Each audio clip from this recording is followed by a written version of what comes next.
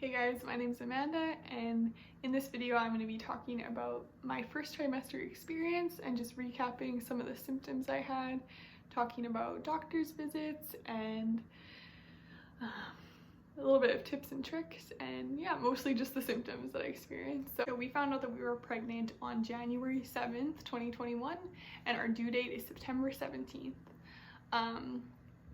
So I'm actually 19 weeks pregnant today, but I didn't want to miss out on this opportunity to recap the first trimester. So one of the first things that took me by surprise was how little you actually go to the doctor when you're pregnant, especially in that first trimester.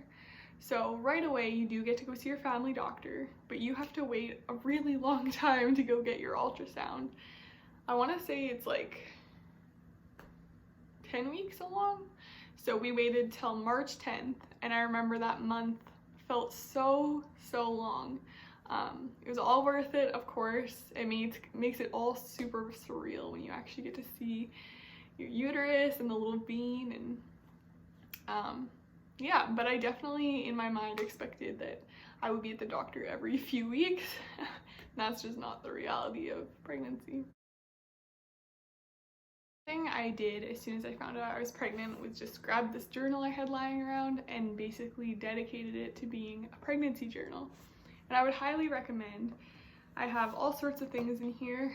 I made a weekly schedule, I guess, of just how I'm feeling, and so every week I go and I write down my symptoms, what I'm craving, and the gender that I think it is. And it's been so cool to look back and just remember like what each week was like.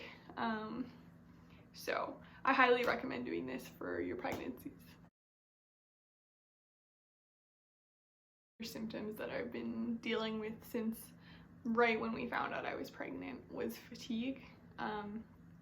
Specifically, I remember weeks 4 to 8 in my pregnancy were really hard. I was having to nap like 2 or 3 hours every day just to function, and then still just exhausted by the time it was 8 or 9 p.m. And I just remember these crashes being so intense and emotional, where it was like, if I don't get sleep right now, I'm gonna be a wreck. Week 9 I got some energy back. I started going to the gym, and then week 14, 15 it kind of plummeted again and I was napping. So it's very up and down. Some days and some weeks I'm a lot more tired, and sometimes I feel more myself. I will say though, since being pregnant, my bedtime has for sure just changed. I go to bed at like 10 pretty much every night now, and if I stay up much later, I definitely feel it. So yeah, the fatigue is hard, definitely affects like your everyday, and it can make you feel very unproductive. And so I'm just having to remind myself that my worth doesn't come from how much I do in a day, and just how important it is, the work that my body is doing. So yeah, those are just some reminders that I try and tell myself when I am feeling really tired. Another thing I experienced a lot in first trimester was just high emotions, and emotions kind of all over the place. Weeks 4 to 8 were specifically really hard. Every single day around 5 p.m. I would just have this huge meltdown. I would just be crying, I would be upset, I would be exhausted, and so I just had to go nap for an hour or two while my husband made supper. And for the longest time I couldn't figure out what was going on, and I ended up at that time I was drinking like 1 cup of coffee a day, and so I decided to quit coffee, and things did get better. I was still very tired. I mean, pregnancy just makes you tired, but caffeine had a huge effect on me at this time and was making me depressed, it was making me emotional, it's making me feel lonely. And so once I cut that off, then it felt like my emotions were a little bit more stable. Also, I'm not saying that coffee is bad to drink when you're pregnant. They often say that having a cup or so is not a bad thing, just talk to your doctor about it and really read your body. All right, next would be nausea. How could I make a first trimester video without talking about it, right? It took me off guard big time. I guess you always hear growing up about pregnant women being sick, but until you're in that position, you just can't really understand what it's like. So for me, it started around week 5, and it was week 6 when it just became like a full day thing. So week 6 to 11, and then again weeks kind of 12 to 14, I was nauseous from the time I woke up to the time I went to bed.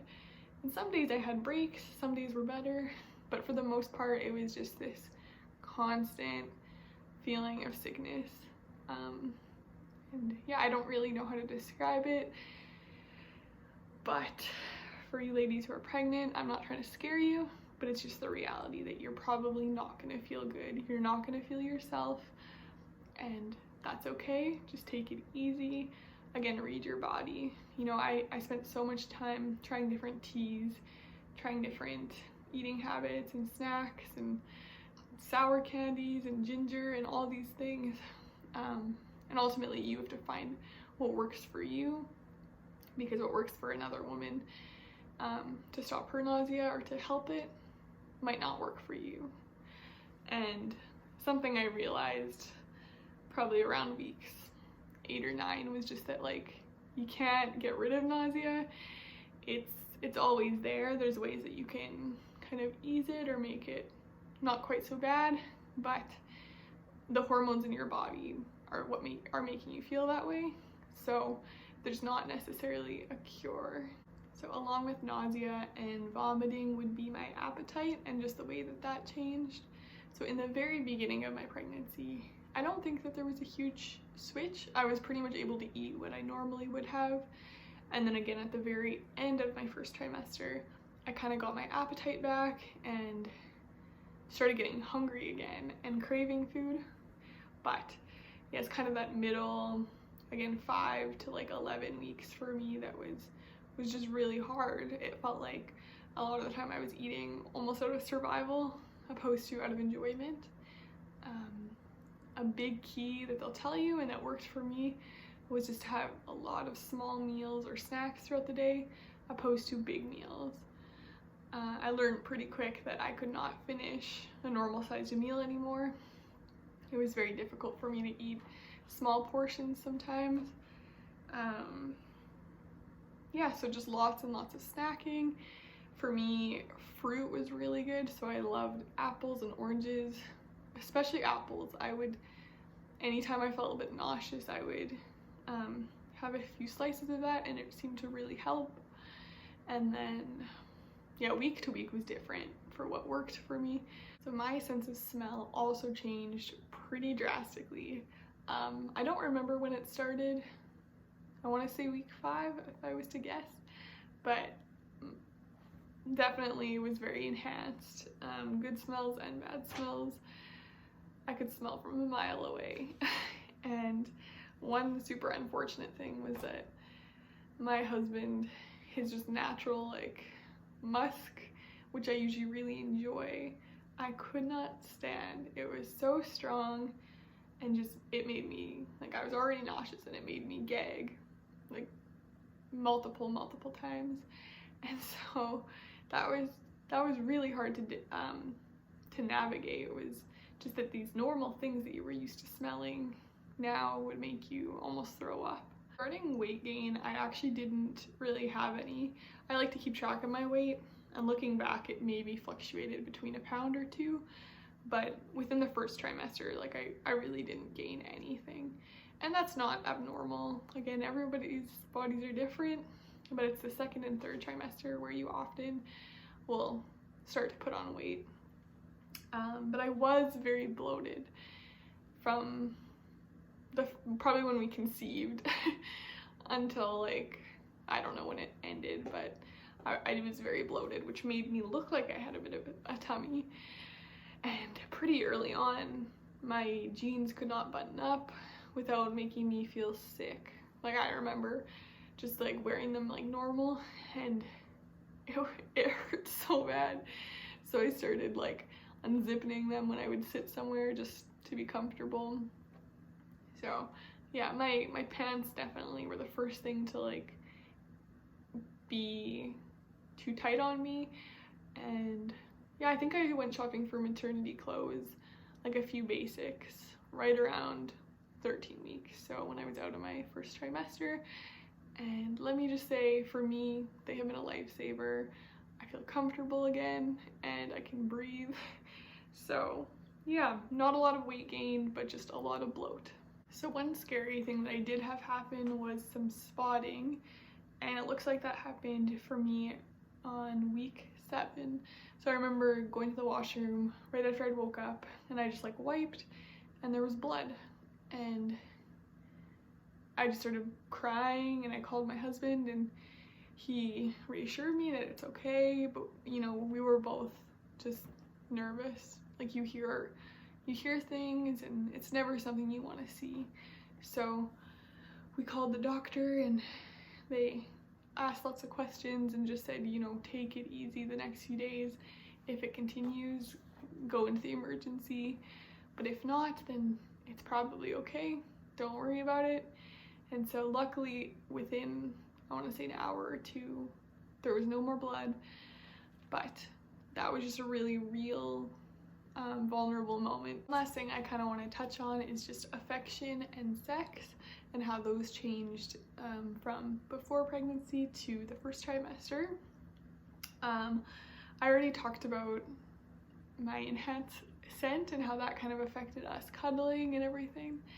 So I would say that put a strain on us for sure, was just not being able to be super like physically close to each other for a few weeks. But overall, the whole pregnancy has definitely brought us so much closer together. And I would say the way that we show love and affection has just changed. And for the most part, it's stayed the same, especially now in second trimester.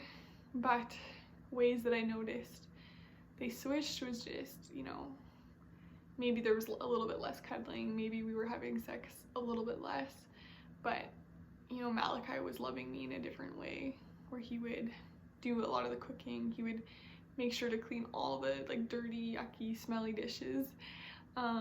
He would go to bed with me at 9 o'clock at night because I was just so tired. And yeah, I would say it was just really beautiful to see the ways that a pregnancy can make you learn how to love each other in a different way.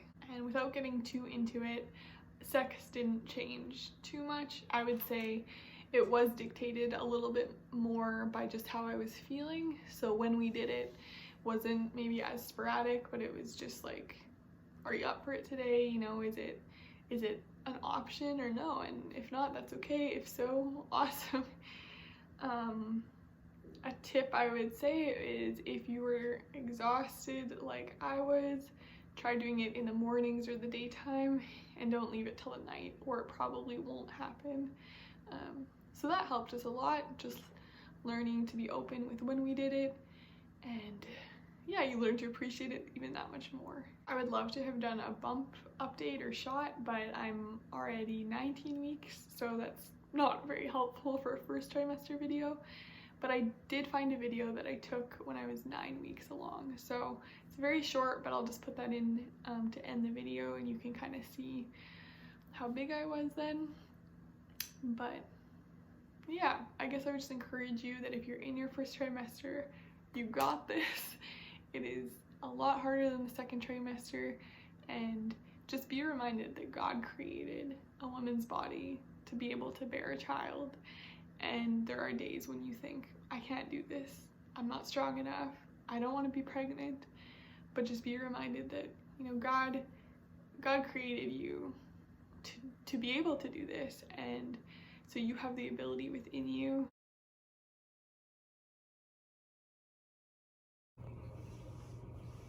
Well, that wraps up what I wanted to say and share with you guys, but we'll hopefully see you next time. Bye.